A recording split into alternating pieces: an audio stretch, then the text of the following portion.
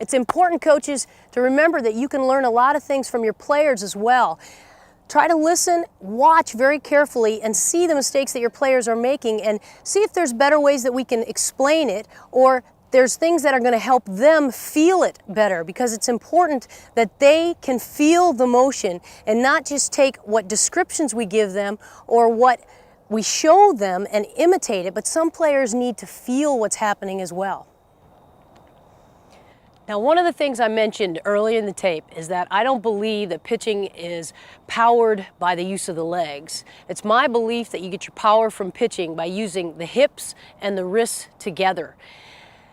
I want to explain that because it seems to be a trend that young pitchers are going to, and we're getting into habits of jumping off the mound, whether we're replanting the back foot or we're just jumping forward out onto the front foot. And there's several reasons why I don't believe that this is an advantageous style.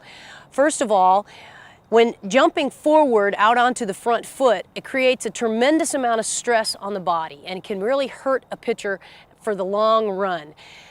Secondly, I believe that the power from pitching comes from our power phase, which I've talked about throughout the movement. And that means coming in through the snap action and trying to bring the hips and the wrist snap coming through at the same time. If we can generate the power with those two movements happening at the same time, then we're going to be able to get more power coming together. And what's happening with the jumping movement, with people jumping forward off the mound, is that this forward movement of the legs happens before the arm has come into the release area. So we're separating those two power movements.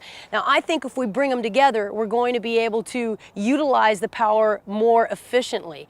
And let's be honest, coaches, the truth of the matter is that 99% of us are not going to coach elite level pitchers. We're going to be coaching people who are probably going to be throwing the ball closer to 55 or 60 miles an hour than those that are throwing between 60 and 65 or even 70 miles an hour. So the little extra that people might believe they're getting by jumping off the mound, I believe can be gotten by bringing the hips and the wrist snap together at the same time and saving the body from a lot of stress and potential injury.